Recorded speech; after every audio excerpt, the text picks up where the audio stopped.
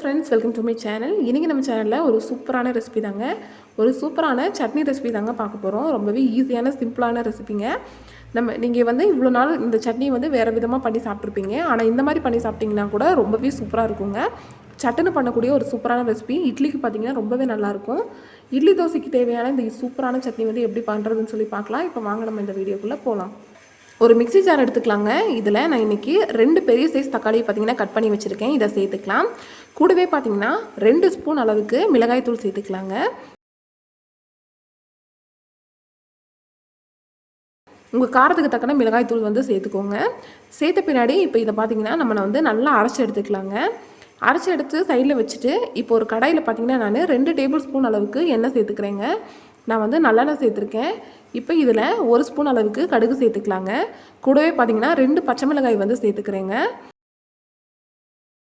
இதில் நான் பூண்டு நறுக்கி வச்சுருக்கேங்க. ஒரு 10 பல்கிட்ட பூண்டை சின்ன சின்னதாக நறுக்கி வச்சுருக்கேன். இதையும் சேர்த்துக்கலாம். பூண்டு நல்லா வதங்கட்டுங்க. இப்போ இந்த டைமில் நான் ஒரு கொத்து அளவுக்கு கருவேப்பிலை சேர்த்துக்கிறேங்க.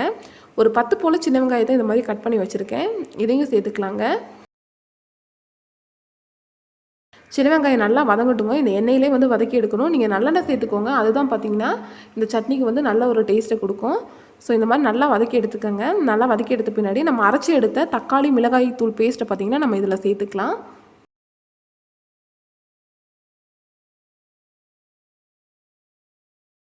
சேர்த்த பின்னாடி நல்லா கலந்து விட்டுக்கலாங்க.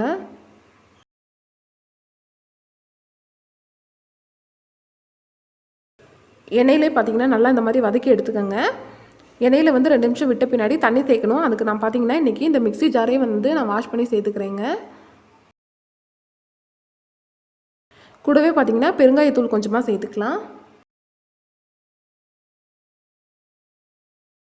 தேவையான அளவு உப்பு சேர்த்துக்கலாம்.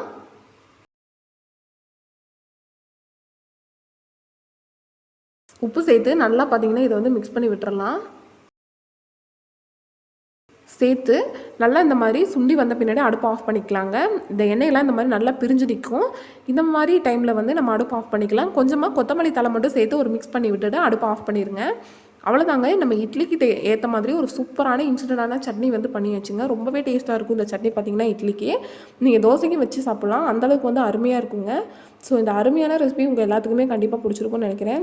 இந்த வீடியோ உங்களுக்கு பிடிச்சிருந்துச்சுன்னா லைக் பண்ணுங்கள், ஷேர் பண்ணுங்கள், கமெண்ட் பண்ணுங்கள். மறக்காமல் நம்ம சேனலை சப்ஸ்கிரைப் பண்ணி பக்கத்தில் இருக்க பெல் பட்டனை கிளிக் பண்ணி ஆளுங்கிற ஆப்ஷனை செலக்ட் பண்ணி வைங்க. அப்போ தாங்க நம்ம போடக்கூடிய எல்லா வீடியோஸோட நோட்டிஃபிகேஷனுமே உங்களுக்கு வரும். தேங்க்யூ ஃபார் வாட்சிங் ஃப்ரெண்ட்ஸ்.